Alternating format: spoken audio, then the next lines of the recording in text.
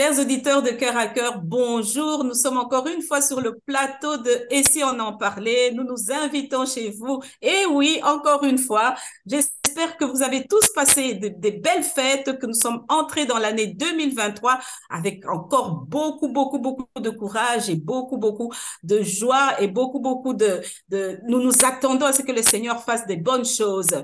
Aujourd'hui, nous allons parler de quelque chose. Je suis certaine que ça va interpeller plus d'un parce que moi-même, je suis interpellée. Je pense que nos copanélistes aujourd'hui le sont aussi. Je voudrais dire bonjour à Pasteur Nathalie du Canada. Bonjour Pasteur Nathalie et très bonne année 2023. Wow, bonjour à toutes, bonjour Marie-Claire, bonjour Rachel. Le Seigneur nous a encore fait grâce, une très belle année 2023 à chacune de vous. Et je pense que le Seigneur a encore de belles choses à accomplir au travers de chacune de vous et au travers de tous ceux qui nous regardent, à vous tous auditeurs de Cœur à Cœur, encore une fois, bonne année 2023. Et restez connectés à quelque chose de bon qui s'en vient. Oui, restez connectés. Il y a quelque chose de bon qui s'en vient. Je vais me tourner vers Rachel. Bonjour Rachel, toujours aussi radieuse. Bonne année Rachel. Comment Ah, vas-tu? bonjour, ma sœur Marie-Claire, bonjour, pasteur Nathalie, meilleurs vœux, bonne année, bonne santé également. Merci beaucoup. Bonne santé de la part du Seigneur. Notre santé prospère, comme nous prospérons à tous égards au nom de Jésus.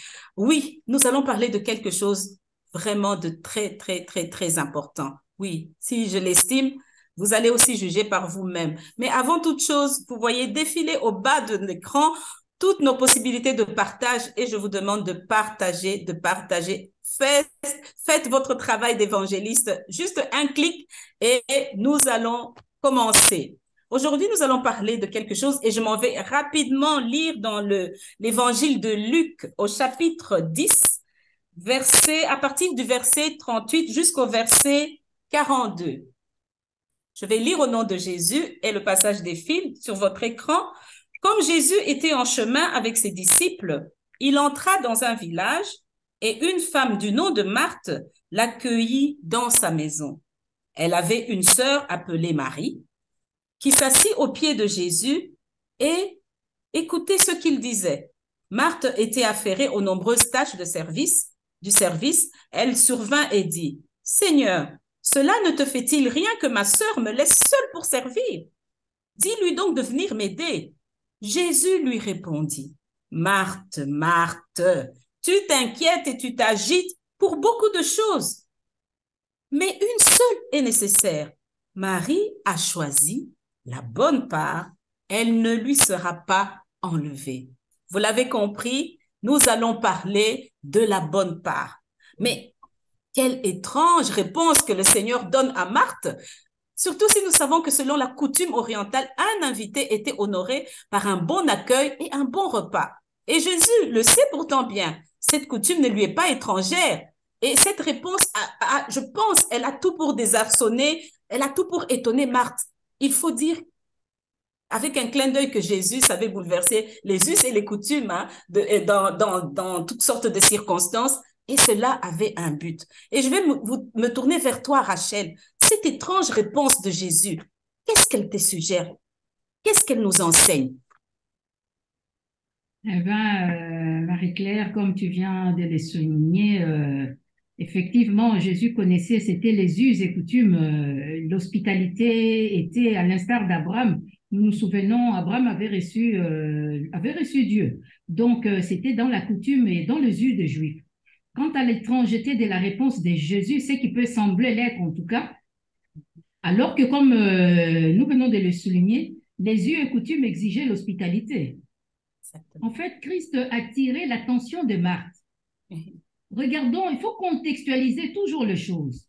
C'était quand? C'était après avoir désigné les 70 disciples avec le mandat que Christ avait reçu du Père, ainsi que l'urgence de la moisson qui était déjà mûre. En fait, Christ voulait faire entrer Marthe dans sa vision. D'ailleurs, les 70, au retour de leur mission, Christ attire aussi leur attention sur le but ultime. Pas les services seulement, mais que leur nom soit inscrit et reste dans les livres de vie. En Exactement. fait, Christ, il demandait à Marthe de s'asseoir comme sa sœur Marie et d'écouter les recommandations. C'était un genre de testament, en fait, car il s'apprêtait à quitter ce monde et à repartir vers le Père. Et comme sa parole nous rappelle d'ailleurs, dans Ésaïe 55, au verset 2, paragraphe 3, il est exactement dit ceci: « Écoutez-moi donc, et vous mangerez ce qui est bon, et votre âme se délectera de mes quoi succulents. Prêtez l'oreille et venez à moi. Écoutez, et votre âme fera quoi? Elle vivra. » Du rapport du fait d'écouter et de se nourrir de mes succulents. N'est-ce pas? Car on dit que la foi vient de ce qu'on entend. Et ce qu'on entend vient de la parole de Dieu. Et Christ avait dit quelque part aussi dans Jean, il a dit, je connais mes brebis. Elles font quoi? Elles entendent ma voix et elles me suivent. Et nul ne les ravira de mes mains. Car lorsque nous écoutons ce que Dieu nous dit, alors nous serons, que ce soit devant les difficultés, que ce soit chaque fois, parce que Christ s'apprêtait à quitter le monde. Il a dit, il fallait que ces paroles continuent à résonner dans nos cœurs. Et c'est pour cela qu'il nous dit, il a dit, devant les turpitudes de la vie, devant les vicissitudes, même devant la mer qui était agitée, Christ nous demande d'être attentifs, comme les disciples doivent l'être. C'est-à-dire, lorsque nous écoutons, automatiquement, nous devons rester dans le calme. Voilà un peu, ma sœur Marie-Claire, pasteur Nathalie, ainsi que nos éditeurs, c'est que Christ voulait attirer l'attention de Marie sur le fait d'écouter. Christ dit, faites attention à la manière dont vous écoutez. Merci beaucoup, Rachel. Ici, je veux te repasser la parole. Voilà un peu ma sœur Marie-Claire, pasteur Nathalie, ainsi que nos auditeurs. Merci, Rachel. Mais en fait, est-ce que Marthe, elle avait mal agi? Enfin, est-ce qu'elle n'a pas mal agi? Mais en fait, le Seigneur lui conseille plutôt, et il le fait vraiment avec beaucoup de douceur, de choisir la bonne part. Pasteur Nathalie, je m'en vais me tourner vers toi. Quand on compare les deux sœurs, nous voyons une différence dans les traits de caractère. Nous voyons vraiment qu'elles sont différentes dans leur caractère, dans leur manière de se comporter, dans leur manière d'agir. Et qu'est-ce que cela te suggère? En tout cas, merci beaucoup. Déjà, je note ce que la servante de Dieu Rachel dit, qu'il y avait un contexte à cette histoire, et c'est le contexte où Jésus est en train donc justement d'accomplir, de finir sa mission ici-bas. Et le but, comme Rachel, j'aime bien ce que tu as dit, le but c'était de faire entrer Marthe dans sa vision, mais pas seulement pour le service. Et cette histoire vraiment de Marthe et Marie, moi, elle m'inspire beaucoup parce qu'on voit ici deux prototypes de personnes, deux prototypes de femmes, deux prototypes d'enfants de Dieu, deux prototypes de serviteurs de Dieu. Et c'est une histoire vraiment très, très inspirante. Je vais essayer un peu de faire un petit comparatif et puis surtout de voir au-delà de ça, parce que quand le Seigneur nous parle, son but, c'est de justement nous donner une leçon, de nous enseigner quelque chose, hein, donc dans la vie pratique. Alors, c'est une histoire très inspirante. Donc, au travers de cette histoire, on peut voir un peu des leçons de vie et puis on peut tirer une grande sagesse pour nos vies présentes, pour nos maisons, pour nos foyers. Alors, la question qu'on peut se poser, c'est qu'est-ce que Jésus s'attendait à voir dans la vie de Marthe et qu'il n'a pas vu? Alors, Marie, déjà, Marthe n'est pas moins que Marie. Marie n'a pas plus de valeur que Marthe. Les deux étaient des sœurs, bon, biologiquement. Les deux aimaient Jésus. J'aime bien ça. Les deux sœurs aimaient Jésus autant que leur frère Lazare. La Bible nous mentionne dans les livres de Jean que c'était des amis de Jésus. On sait ce que ça veut dire qu'être un ami de Jésus. Alors, les deux étaient également des ferventes disciples de Jésus. Elles aimaient Jésus. Et c'était pas la première fois que Marthe accueillait Jésus dans sa maison. D'ailleurs, plus tard, on va voir encore que Marthe accueille Jésus également dans sa maison. Alors, les deux étaient des amis de Jésus, les deux aimaient Jésus, les deux voulaient honorer Jésus, mais les deux l'ont fait de façon très, très différente. Et pour juste revenir à l'amour, Jésus les aimait tout comme elles aimaient Jésus. Bon, Jésus les aimait vraiment profondément. On n'a pas vu beaucoup d'endroits dans la Bible où c'est parlé, c'est dit que Jésus avait des amis. Mais ceci, on précise que c'était des amis de Jésus. Alors, les deux malgré tout ce qu'elles ont fait pour Jésus, tout l'amour qu'elles avaient pour Jésus, on voit au travers de ces deux personnes que ces deux personnes étaient des personnes qui fonctionnaient très différemment. C'est très important ce qu'on va dire. Ces deux avaient un caractère différent. Ces deux avaient un tempérament différent.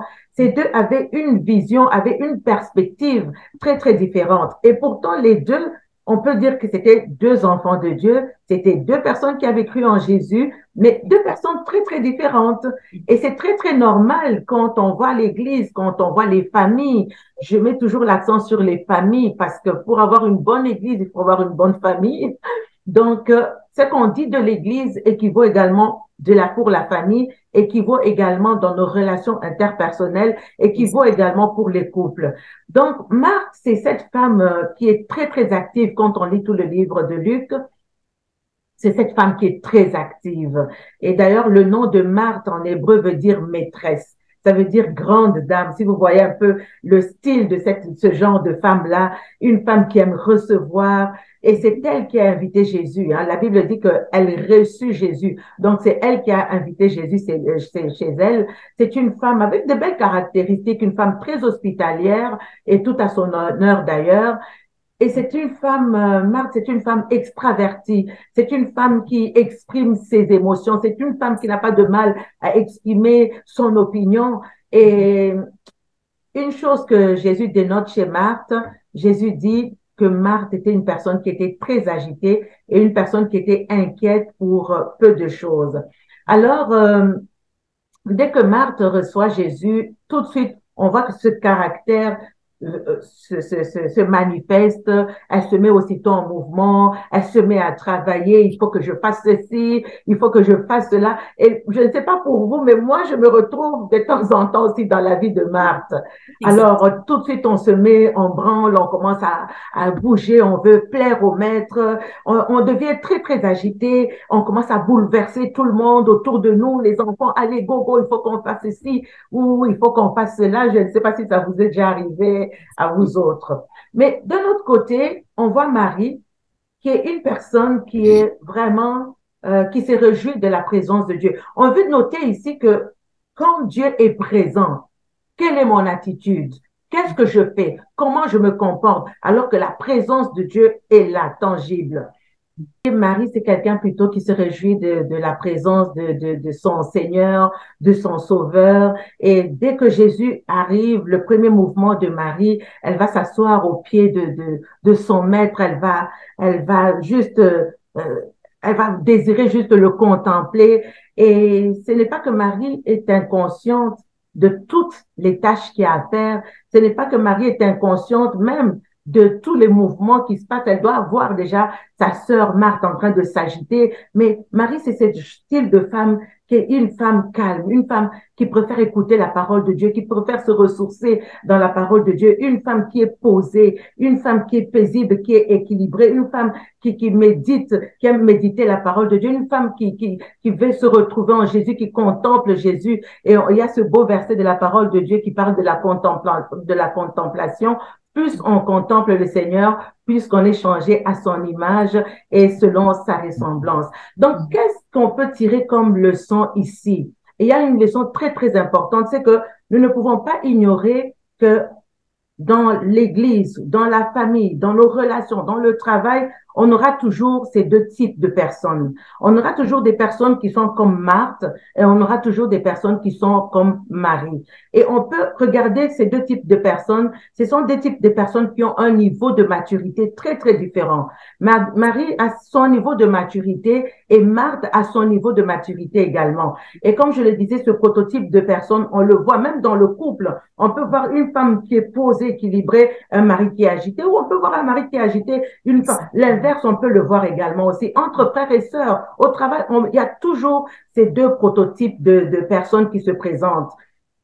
Alors, qu'est-ce qu'on peut retenir comme leçon? Les deux aimaient Jésus, comme je l'ai dit tout à l'heure, et Jésus les aimait. Les deux étaient des disciples de Jésus. Les deux étaient des amis de Jésus.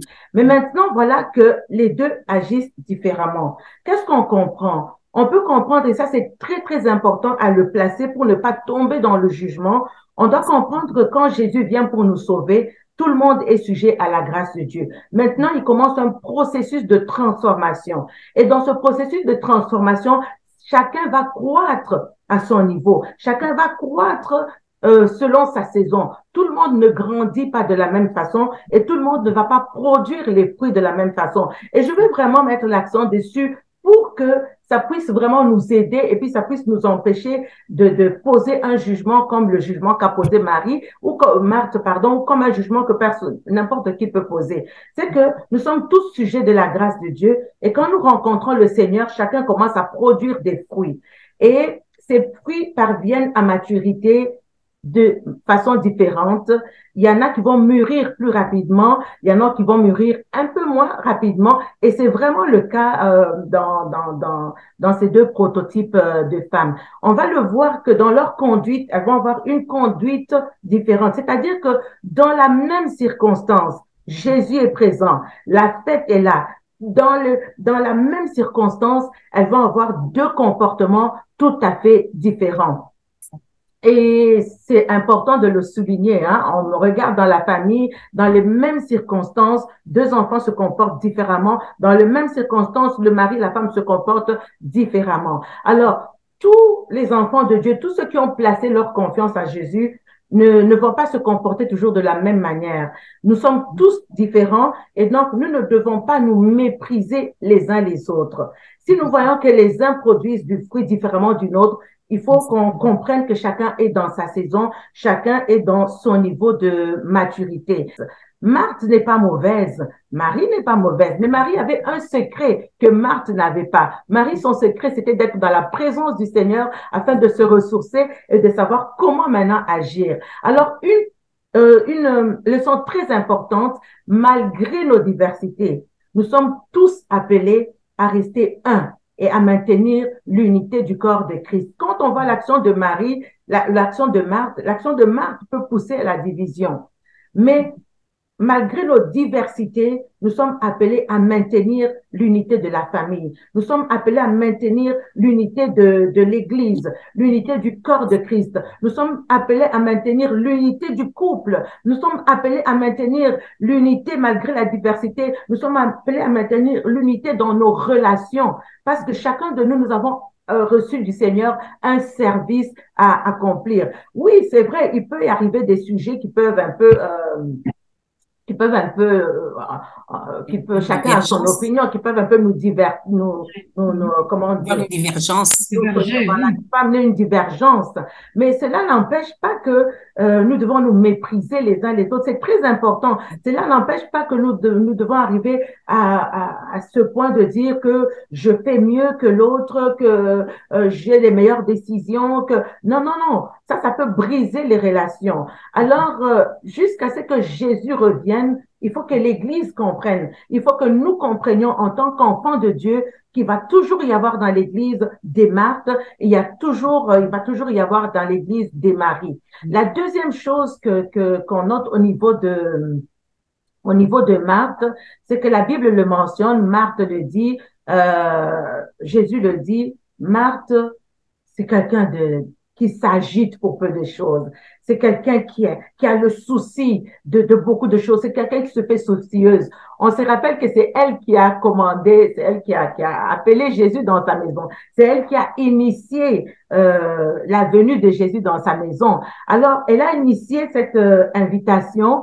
Mais maintenant, elle voit que la charge est trop grande. Alors, Marie, c'est quelqu'un qui a beaucoup de soucis. Et là, on veut mettre également Marthe, c'est quelqu'un qui se fait beaucoup de soucis. Elle s'agite. Elle voit que la tâche devient grande. Alors, on peut comprendre ici que les gens de la catégorie de Marthe, et le Seigneur met l'accent également dessus, de faire attention. Parce que le Seigneur nous recommande de ne pas nous inquiéter de quoi que ce soit. Mais si nous avons quoi que ce soit à faire, de tout simplement nous recommander au Seigneur qui saura comment nous diriger. Les soucis sont vraiment un sérieux problème qui va venir donc entraver notre communion avec le Seigneur. Les soucis peuvent nous empêcher vraiment de saisir la vie. Marie a vu la vie entrer dans sa maison. Marie a saisi la vie. Alors que Marthe, Jésus qui est la vie est entré dans sa maison, mais au lieu de regarder à ce qui était le plus important et elle ne s'est pas souciée de ce qui était important pour son âme.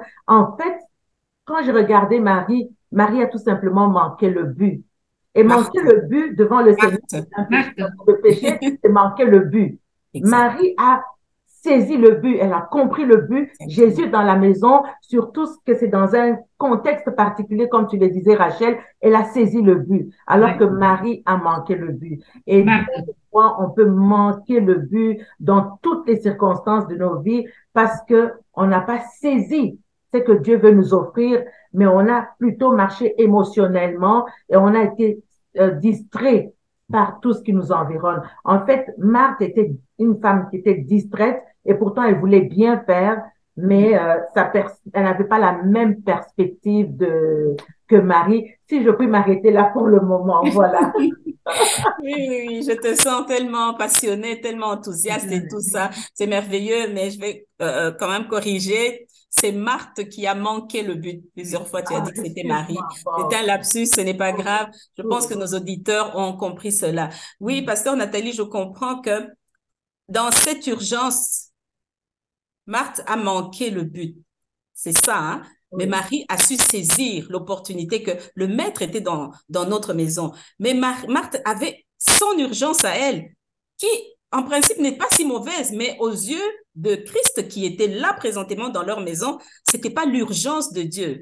Et donc, c'est très important aussi de comprendre que quand Dieu est présent dans la place, c'est le temps de le saisir, c'est le temps vraiment de nous attacher à lui. Et ils avaient cette opportunité-là. Et je vois, plusieurs d'entre nous, nous sommes beaucoup des Marthes aussi, hein.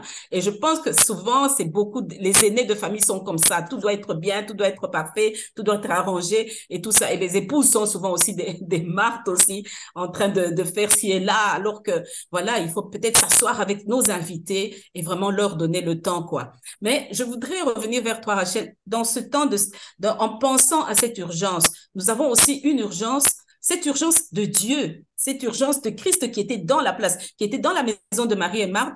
Nous avons aussi cette urgence de Dieu dans ce temps de la fin. Et quelle est cette urgence, quelle est cette importance dans ce temps de choisir la bonne part? Parce que Jésus insiste beaucoup. Il dit, Marie a choisi la bonne part, elle ne lui sera pas ôtée. Qu'est-ce que tu peux nous en dire? ah, cette émission me passionne et ce que Pasteur Nathalie a dit me passionne beaucoup. Et moi, je vais aller vraiment à contrario, à contre-courant pour vous dire que vous vous êtes retrouvés dans Marthe, tant mieux. Et j'ai aimé, ma sœur Marie-Claire, ce que tu as dit. Je pense que ça doit être peut-être dans l'ADN de ceux qui sont les aînés. Quant à moi, je me retrouve vraiment chez Marie. Alors, je me retrouve dans Marie parce que voilà. Oui, Marthe, tout ce que Marthe faisait, c'était très bien. D'ailleurs, Jésus ne lui a pas dit, mais Jésus voulait attirer son attention sur l'urgence. C'est pour cela que nous devons toujours, il y a toujours l'école des dieux et l'école des hommes. Nous devons savoir faire la part de choses, la manière dont les seigneurs, les créateurs Dieu conçoit les choses et la manière dont les hommes nous concevons les choses. C'est deux manières de voir totalement différentes. D'ailleurs, Dieu dit souvent, nous les hommes, nous regardons quoi? À l'apparence. Mais Dieu, lui, il va directement dans le cœur. Et c'est pour cela, je vais dire, Marthe ne faisait rien de mal en fait.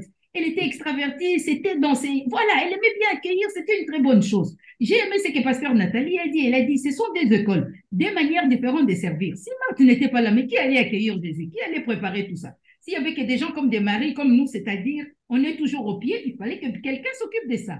Mais nous sommes dans quel contexte? Comme on a dit dès le début, Jésus était déjà venu. Il est né, il a grandi, il était presque à la fin de sa mission. Il commençait à quitter le monde pour retourner vers le Père. D'ailleurs, il attire l'attention dans Jean 14, 3, il dit, je m'en vais, je suis en train de me préparer pour partir, pour aller vous préparer des belles places et je reviendrai. Alors, Jésus voulait attirer l'attention de Marthe pour dire, je reviendrai très, très bientôt et je viens chercher l'épouse. Vous savez parler de l'épouse qui est cœur extraverti. Il a dit, Marthe, fais très attention. Parce que le moment de mon retour, comme on a dit, personne ne connaît.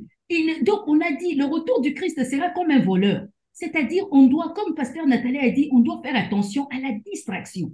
C'est-à-dire, se perdre dans les services et rater le but, c'est-à-dire ce qui est important. Et Jésus voulait attirer l'attention de Marthe pour lui dire, je reviens chercher l'épouse. C'est pour cela que nous devons faire attention. Qu'est-ce qui s'est passé?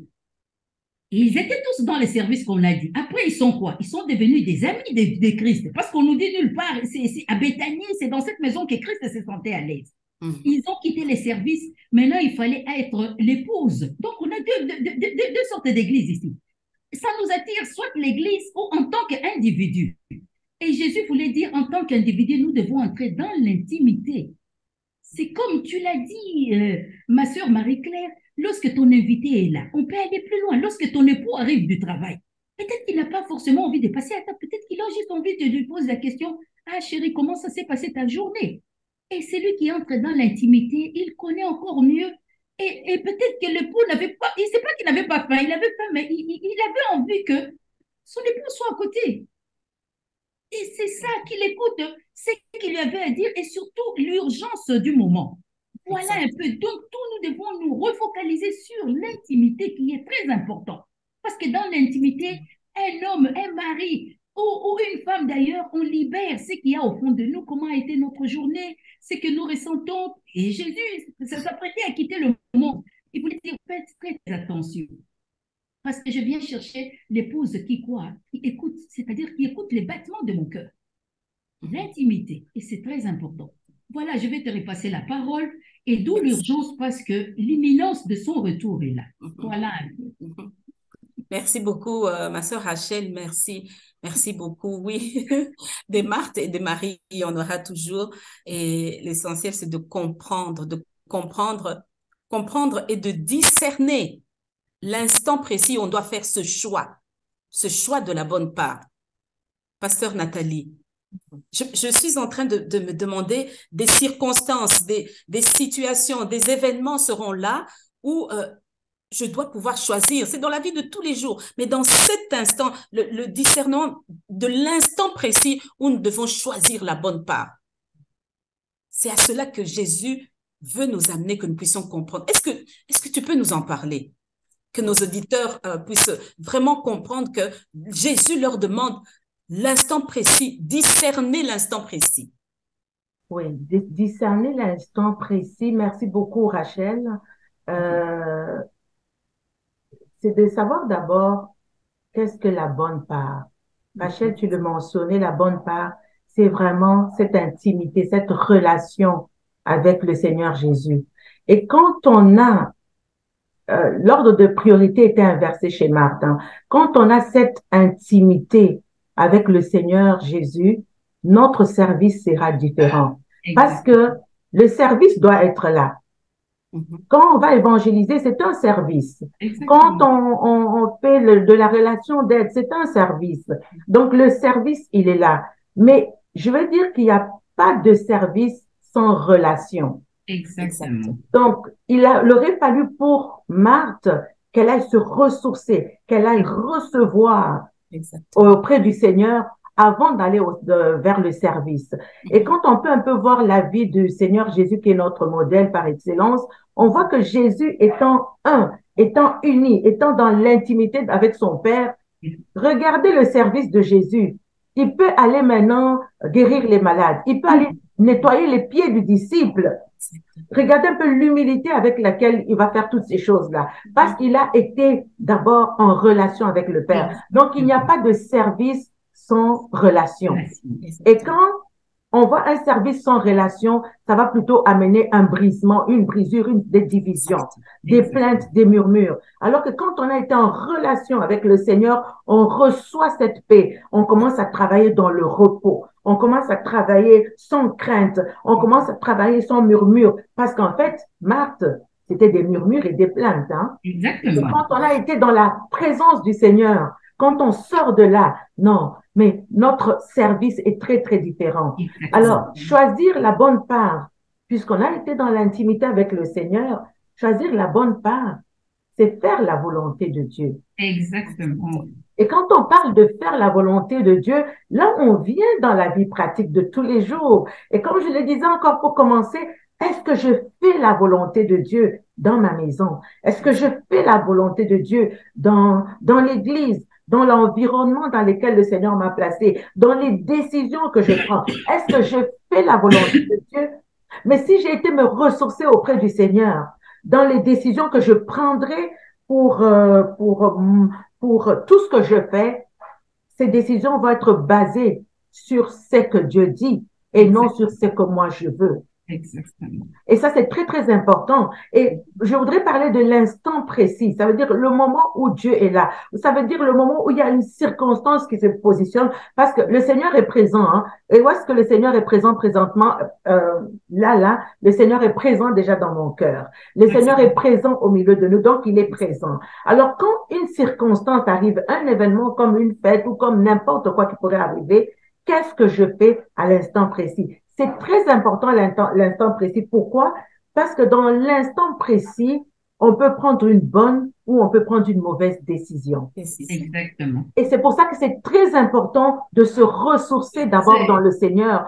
Comme ça, quand le temps, quand je dois prendre une décision, je suis prête parce que le Seigneur m'a donné le discernement, le Seigneur m'a éclairé parce que dans cette intimité, le Seigneur nous montre des choses, le Seigneur nous ouvre des yeux, le Seigneur nous transforme, comme je disais, marche dans la contemplation du Seigneur. Plus que tu contemples le Seigneur, plus que tu es transformé à son image. Donc, autrement dit, tu vas recevoir plus de patience. Autrement dit, tu vas être plus équilibré. Donc, ta réaction sera différente d'une personne qui opère encore dans la chair. Donc, dans l'instant précis, quand un événement arrive, c'est ce que je dois faire. Je ne dois pas le faire dans la précipitation. Exactement. Je dois absolument me rassurer que ce que je fais la volonté du Seigneur, Amen, même amen. si c'est très, très difficile, même si c'est des décisions qui sont parfois très difficiles à prendre, je dois le faire selon ce que Dieu a dit et non ce que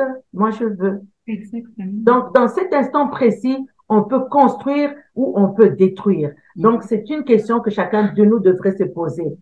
Qu'est-ce que je fais dans l'instant précis? Je préfère postponer ma réponse, postponer ma décision et prendre le temps d'aller prier, prendre le temps de questionner le Seigneur au lieu d'agir n'importe comment. Exactement. Je suis tentée de rire là parce que quand tu dis que Marthe, en fait, elle a reçu toute cette charge, elle avait cette mission de recevoir Jésus et tout d'un coup, en fait, elle s'est retrouvée débordée. Voilà. Elle s'est retrouvée débordée et alors là, maintenant, elle agissait dans la chair. Oui. Parce que de dire à Jésus, mais tu ne vois pas qu'elle fait rien? Tu ne vois pas qu'elle fait rien pour toi? Parce que considérant qu'elle sait qu'elle le faisait, c'était ça qui était à considérer que c'était bien.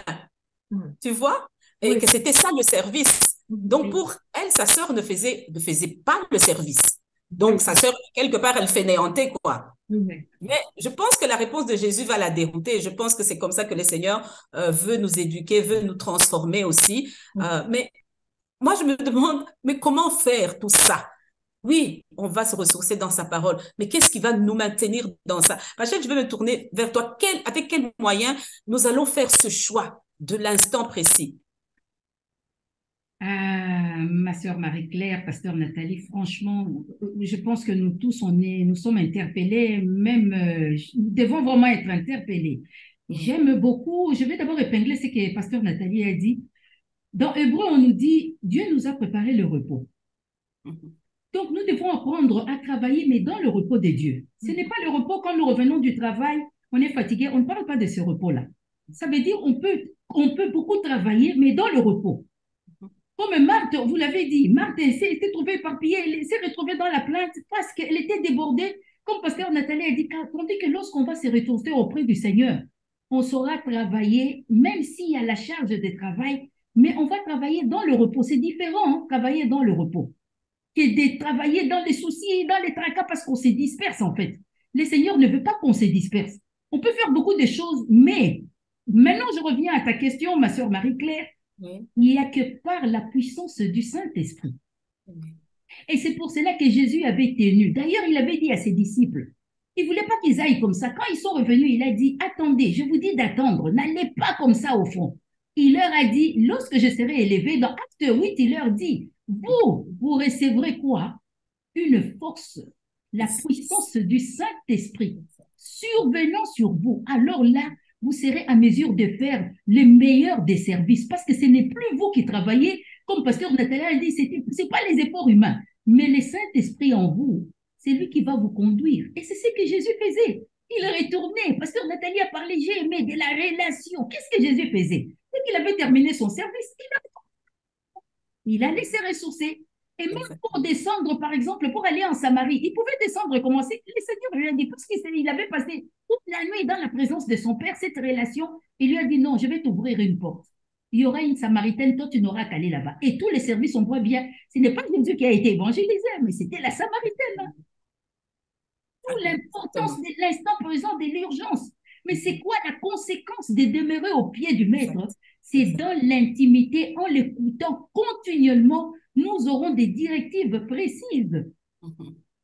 Et Marie, ayant développé cette intimité, elle fut capable de saisir quoi? Des mystères, de comprendre, d'écouter les battements du cœur de l'époux, ce qui lui tenait vraiment à cœur. On devient forcément quoi, in fine, une adoratrice. Et notre service doit nous amener dans l'intimité, dans l'adoration, et on va produire le meilleur des services, qu'il le soit. Souvenons-nous, hein, c'est la même Marie, 6 jours avant la Pâque, Jésus arriva à Bethanie pendant que Marthe était en train de servir son souper, alors que Lazare qui était ressuscité tenait là à table avec Jésus. Au verset 3, on nous dit quoi? Toujours des moments déterminants. C'était des moments déterminants. C'était des moments clés. Et Marie savait que c'était des moments déterminants. Ayant pris, c'est la même Marie en fait, ayant pris un livre de parfums des nards. Aujourd'hui, on peut comparer, je ne sais pas, du chopard, d'un grand prix. Elle oignait les pieds de Jésus, elle les essuyait avec ses cheveux, et même les disciples furent indignés, et spécialement Judas. Mais qu'est-ce que Judas, encore là, Jésus vient au secours. C'est pas qu'elle venait au secours de Marie, hein, mais elle disait, mais celle-ci, elle a compris, c'est que vous n'arrivez toujours pas à comprendre. Elle a dit, mais c'est qu'elle fait là, elle me prépare au sépulcre. Et la conséquence de l'intimité, lors du décès encore du Christ, c'était les premiers jours de l'humanité, de l'histoire de toute l'humanité. Alors que Christ avait quitté le tombeau, il s'apprêtait à retourner auprès du Père, entrer dans sa fonction du souverain sacrificateur. Qui encore a saisi le moment? Marie, à cause de l'intimité, alors que les pierres, les disciples étaient dans l'agitation, ils sont venus dans le tombeau, ils n'ont rien vu. Qu'est-ce que Marie encore a fait? Elle était là. Elle s'est tenue devant le tombeau. Elle pleurait, bien sûr, mais elle était là. Toujours dans son intimité, elle disait non, c'est pas possible. On a déplacé son corps. Alors que Pierre et Jean ont constaté qu'il y avait des linges. Ah ben, ils sont partis. Marie, non. Elle était là et dit, il doit y avoir quelque chose. Et dès qu'elle a vu les jardiniers, elle dit, si vous avez pris mon... Je veux quand même voir son corps. Et Jésus était obligé de sortir. Elle a dit, cette femme ne me lâchera pas. Faut que je lui... Et Jésus était obligé d'apparaître à Marie. Et lorsqu'il a appelé, et l'importance d'écouter, hein, c'est très important ce que nous disons. C'est capital même, je dirais. Et Marie a dit, elle pleurait tellement. Elle a dit, elle croyait que c'était les jardiniers. Mais Jésus l'a appelée. Il a dit, Marie. Elle a dit, c'est lui qui m'appelle comme ça. Il n'y a qu'un seul qui m'appelle. Pourquoi? Elle avait développé la capacité d'écouter. D'écouter, c'est vrai, la capacité d'écoute. Elle avait tellement développé la capacité de l'écouter. Elle a dit directement. Et Jésus lui a dit, Marie. Il voulait la toucher. Il a dit, Marie, ne me touche pas encore. Je suis sortie spécialement pour toi parce que toi, là, ton intimité, je devais sortir. C'était les premiers jours, hein, où Jésus s'apprêtait à entrer dans sa fonction du grand souverain sacrificateur, s'il vous plaît. Il devait aller présenter le sang là-bas. Mais qui était là encore? Oui. Pas les hommes, ce n'était pas les disciples. C'était Marie. Et il lui a dit, va leur dire. À cause de son intimité, il dit, va leur dire, je vous attends là-bas, je les attends là-bas. Et c'était la première évangéliste. Hein. Gloire à Dieu. Un homme. Gloire à Dieu. Attention à notre capacité d'écouter notre intimité, est très importante. Gloire à Dieu, gloire à Voilà, Dieu. je vais m'arrêter ici, sinon je... Je sens que tu es partie là, tu es vraiment partie là, ma sœur Rachel, et j'entends bien, hein, développer la capacité d'écoute. Elle a entendu la voix de Jésus qu'il a appelé Marie, cette manière d'appeler Marie. C'est ça que le Seigneur nous dit, le bon berger. Donc, il parle à ses brebis entendent sa voix. Je peux même paraphraser, ces brebis reconnaissent. Exactement. Ces brebis reconnaissent. Donc, il y a un certain timbre qui peut être de l'un ou de l'autre. Mais ce timbre-là de voix, cette façon-là de parler, ça ne peut venir que de mon Seigneur. Et Marie connaissait, elle avait cette intimité. Donc, développer la capacité d'écoute, c'est vraiment très, très important. Et c'est quasiment une priorité, Pasteur Nathalie. C'est vraiment, dans cet instant précis, c'est une priorité, n'est-ce pas? C'est vraiment une priorité de développer cette capacité d'écouter Dieu. Et c'est à ça, regardez, quand nous venons au Seigneur, nous sommes en croissance. La grâce, on continue de croître en grâce. Jésus lui-même, la Bible nous dit dans Luc 2,52 que Jésus croissait en stature, en grâce et en sagesse devant Dieu et devant les hommes. Donc, le Seigneur Jésus a connu aussi cette croissance-là. Il n'a pas été comme il était, mais il a connu cette croissance-là. Et je pense que la vie de Marthe est intéressante. Et je vois la relation, il y avait une très belle relation entre Jésus et Marthe. Parce que quand Marthe agit comme elle agit, Jésus lui ouvre les yeux, en fait. Et Jésus lui dit, attention, Marthe. Exactement. Là, ça ne va pas. Attention, Marthe. Et ça, c'est dans une relation. Elle avait quand même cette intimité aussi avec Jésus pour aller dire à Jésus, non, Jésus. Et puis Jésus lui parlait. Mais non, Jésus, toi, tu ne vois pas que c'est comme ça. Jésus lui dit, non, ce n'est pas comme ça. Jésus est en train de la transformer. Et quand on regarde justement Marthe dans cet épisode dans la maison où Marie déverse le parfum, regardez l'attitude de Marthe. Marthe n'est plus la même. Elle s'est murmurée. Elle ne se plaint plus. Ça veut dire qu'il y a eu une transformation. Exactement. Et c'est ça que le Seigneur, c'est à ce niveau-là que le Seigneur est en train d'amener les Marthes aujourd'hui pour les amener dans cette dimension d'avoir la capacité d'écouter et de les amener dans cette intimité tout en maintenant qu'il y a le côté du service et il y a le côté de ce côté de l'adoration. Exactement. Alors, ces deux côtés sont là. Les œuvres sans la foi, ça ne marche pas. La foi sans les œuvres, ça ne marche pas. Ça ne marche pas. Ça prend les deux. Exactement. Mais quand on est, et je pense que vraiment Marthe avait atteint ce niveau aussi de repos et qu'elle travaillait maintenant dans le repos parce que on ne voit plus la même Marthe de la même façon qu'on l'a vu l'épisode auparavant. C'est-à-dire qu'il y a eu une transformation. Transformation. Exactement. Et donc, merci Seigneur parce que Marthe a su saisir l'interpellation de Jésus. Exactement. Et quand elle a saisi cette interpellation, elle a dit, OK, il faut que je me corrige. OK. Marie et moi, nous travaillons pour la même cause. Exactement. Nous servons tous le même maître. Oui. Et c'est très important parce que je reviens encore au niveau de l'église ou de l'église, peu importe. Il y en a qui vont prêcher la parole. Il y en a qui vont servir. L'un n'est pas moins que l'autre. Exact. Il y en a qui vont amener une révélation, une prophétie que le Seigneur leur a donnée. Il y en a qui vont servir aux tables où l'un n'est pas moins que l'autre. L'important, c'est qu'on a saisi la volonté de Dieu, que nous marchons dans l'obéissance de la parole de Dieu. Et c'est ça qui est prioritaire ici. C'est que nous allons nous ressourcer devant que nous allons nous ressourcer à la source qui est Jésus et que chacun de nous puissions marcher dans l'obéissance. Et vraiment, ce serait notre prière aujourd'hui que nous puissions entrer dans cette dimension-là. Voilà pour ma part aujourd'hui. Merci beaucoup, Pasteur Nathalie. Merci beaucoup, ma sœur Rachel. L'intimité nous apporte un repos. Chers auditeurs de Cœur à Cœur, dans l'intimité, nous recevons le repos. Dans l'intimité, alors que nous sommes dans le repos, nous développons cette capacité d'écoute. Nous développons cette capacité de recevoir les instructions de la part du Seigneur. J'ai noté ça ici. Et nous devenons vraiment des véritables adorateurs. Pasteur Nathalie, tu l'as dit. Nous œuvrons tous pour le même Seigneur. Nous œuvrons tous pour le même patron. Et il est évident que nous recevons des grâces que Dieu a déversées. Parce que ce que Marthe faisait, ce sont les grâces que Dieu avait déversées. Donc, grâce avait, Marthe avait les deux prénoms, commencent par Marthe. Alors, on a tendance un peu à se perdre dans les deux prénoms. Marthe avait cette grâce-là, elle avait ce talent de recevoir, elle savait recevoir. C'était une maîtresse de maison. Marie, elle savait s'asseoir au pied du maître. Donc, les deux travaillent ensemble. Maintenant, le Seigneur nous interpelle vraiment sur ce qui va produire le meilleur des fruits. Exactement. Qu'est-ce qui va produire le meilleur des fruits? L'un sans l'autre, ça ne va pas.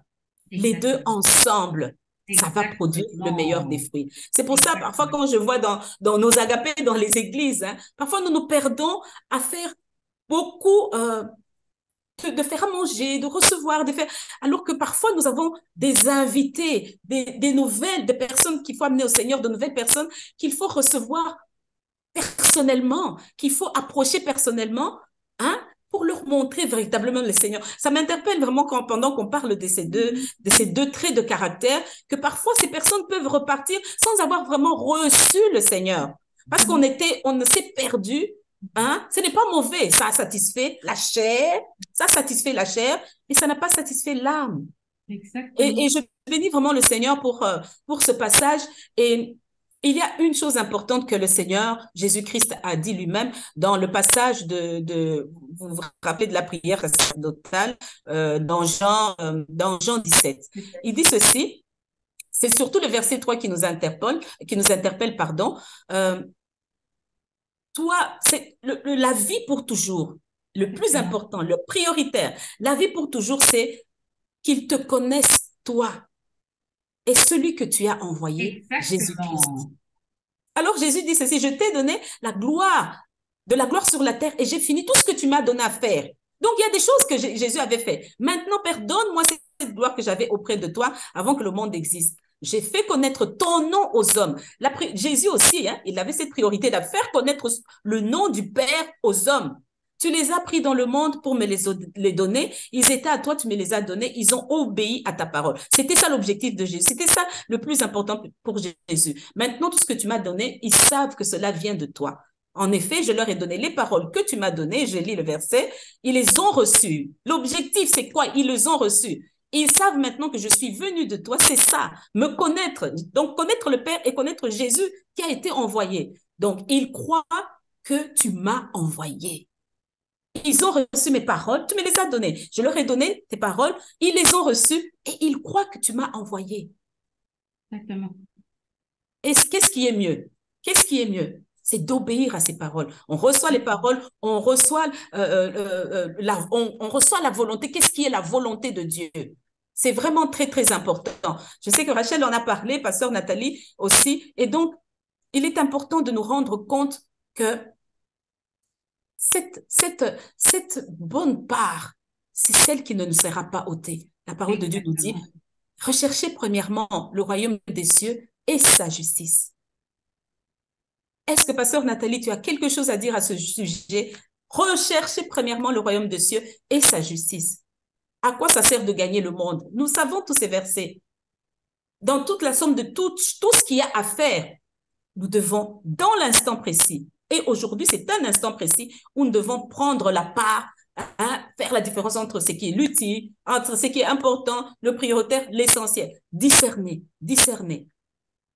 Est-ce que, pasteur Nathalie, tu peux nous dire quelque chose à ce sujet?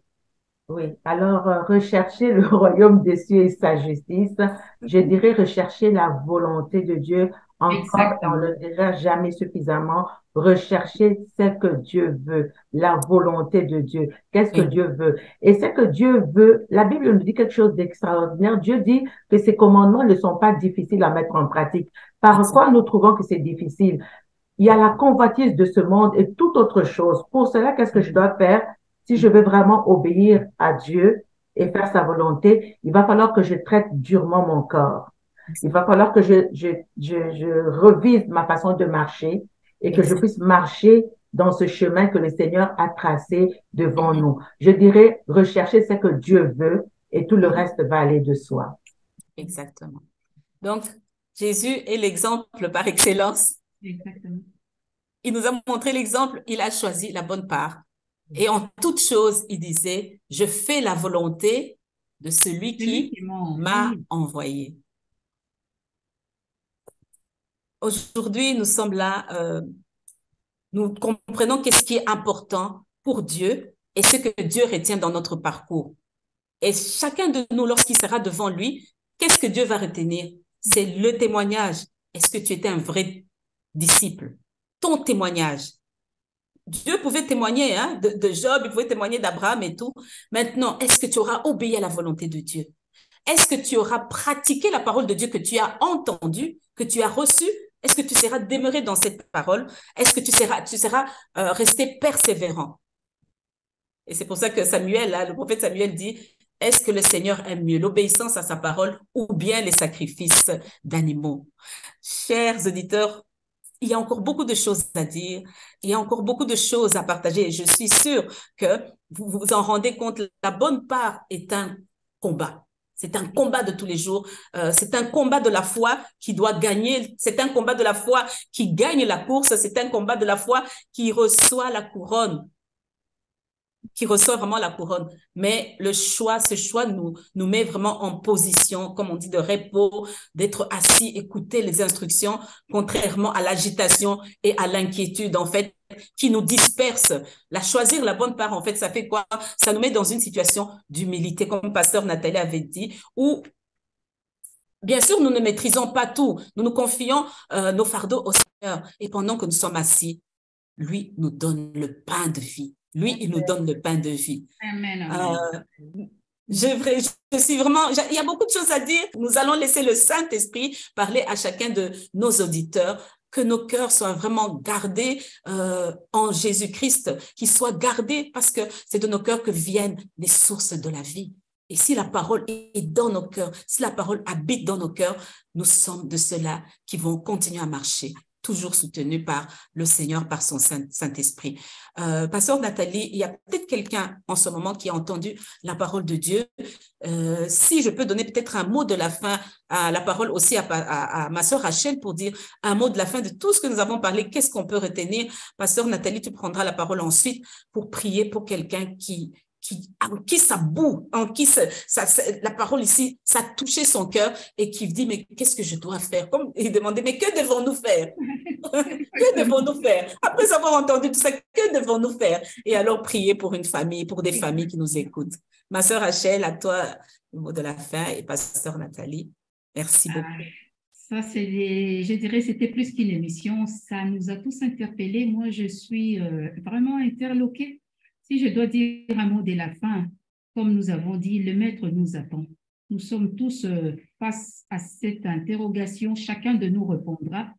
Et quand nous serons devant notre Créateur, devant notre Seigneur. Pour le mot de la fin, moi, c'est que je veux dire, nous devons quitter la condition du serviteur, c'est-à-dire passer. Ce n'est pas que nous quittons, nous restons dans les services, mais nous devons servir de manière différente. Nous devons quitter d'être des disciples, passer à l'étape de l'ami. Lorsque nous aurons quitté l'étape de l'ami, passer à celle de l'épouse ou de la fiancée, c'est très important. Comme Marie entrait dans l'intimité avec, finalement, parce que Christ, qu'est-ce qu'il viendra? Christ vient chercher l'épouse. Dans l'épouse, Christ vient chercher une amie, une confidente, comme un époux ou une épouse digne de ce monde, qui vient chercher celui qui partagera l'intimité avec lui, de partager quoi? Ma sœur Marie-Claire, tu l'as dit, de partager l'intimité dans l'éternité, de partager l'éternité avec le Seigneur, en fait. Parce que nous courons tous, comme l'apôtre Paul a dit, nous devons courir pour remporter quoi? C'est prix de la vocation céleste, cette couronne. Christ nous attend avec des couronnes, il y aura des dignités. Au plus on sera intime, au plus on entre dans l'intimité, on a cette relation dans l'éternité, parce que Christ nous veut avec lui dans l'éternité. Hein? Et nous terminons avec Apocalypse 22 qui dit quoi? Et l'esprit et l'épouse disent quoi? Viens. C'est-à-dire cette soif qui doit nous caractériser, de chercher, tu l'as dit, ma sœur Marie-Claire, dans la prière sacerdotale de Jean 17, il a dit, c'est quoi le royaume des cieux? De connaître, toi, le véritable Dieu, parce qu'il y a beaucoup de dieux, et de connaître celui que tu as envoyé. C'est pour cela qu'on a dit, Dieu nous a tellement aimés, il a donné le meilleur, la meilleure départ. C'est quoi la meilleure départ? Recevoir Christ comme son Seigneur et son sauveur personnel. Amen. Qu'il devienne notre époux, notre intime, afin d'être avec lui dans l'intimité. Comme ma sœur, pasteur Nathalie a dit, chaque fois que nous le contemplerons, parce que nous devons le connaître, la Bible dit, nous devons le connaître dans diverses facettes. D'ailleurs, dans l'éternité, il a la face de l'agneau, l'agneau est déjà venu, il a la face du lion, et il reviendra en tant que Seigneur et à la fin en tant qu'époux, parce qu'il vient pour nous épouser. Nous devons nous préparer en conséquence. Voilà, je vais m'arrêter ici, je repasse la parole à pasteur Nathalie. Voilà un peu ce que j'avais ajouté. Merci, pasteur Nathalie, à toi. Oui, c'est ça. Ça va déborder un petit peu, mais... C'est ça, oui, il y a tellement de choses à dire sur la bonne part à choisir, mais nous allons prier. Nous avons parlé de beaucoup de choses aujourd'hui.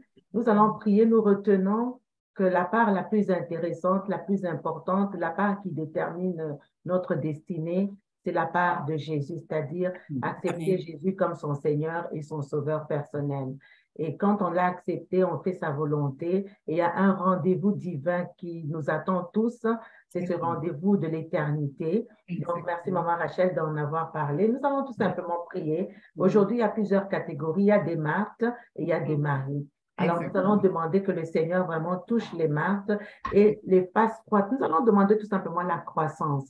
Que Dieu fasse croître encore Marie, Marthe, pardon, que Dieu éclaire la vision et que Dieu donne la capacité d'écouter. Donc, nous prions ensemble. Amen. Seigneur, notre Père et notre Dieu, nous voulons te dire merci. Nous voulons te dire merci pour ta grâce infinie. Merci, Seigneur, pour cette part que tu as réservée, Seigneur, pour tes enfants. Tu as dit toi-même, Seigneur, que tu seras notre part. Seigneur, merci pour cette part que tu es pour nous et nous voulons la saisir ce soir. Et nous voulons prier pour quelqu'un aujourd'hui qui n'a pas encore reçu le Seigneur Jésus comme son Seigneur et son Sauveur, de pouvoir le recevoir. Si tu n'as pas encore reçu Jésus, reçois cette part merveilleuse qui est le Seigneur Jésus dans ton cœur ce soir ou ce matin. Reçois-le comme ton Seigneur et ton Sauveur personnel. Seigneur, ce soir, nous voulons prier pour une grâce particulière. Tu as montré à Marthe le chemin. Tu lui as ouvert les yeux. Ouvre les yeux. Montre le chemin à toutes les Marthes qui existent, afin qu'elle arrive à cette dimension, qu'elle puisse se ressourcer et saisir la bonne part qui est faire ta volonté. Nous te prions également que tu puisses augmenter cette soif, ce désir de te connaître et que tu puisses nous faire entrer dans cette intimité où nous entendons ton cœur battre, comme Rachel le disait tout à l'heure, où nous pouvons recevoir les instructions dont nous avons besoin pour que nous puissions avoir un meilleur service. Nous te prions ainsi dans le nom de Jésus. Amen. Amen. Amen. Amen. Fais-nous entrer dans cette intimité où nous allons avoir un meilleur service. Chers auditeurs, nous en avons terminé. Vous nous excuserez pour le temps, c'était un peu long, mais le Saint-Esprit va continuer à parler à vos cœurs. Est-ce que vous avez partagé? Faites-le, s'il vous plaît. Merci. Que Dieu vous bénisse et à très bientôt dans une autre émission sur le plateau de « Et si on en parlait ?» À bientôt. À bientôt. À bientôt. Je vous bénisse. À bientôt. Bye.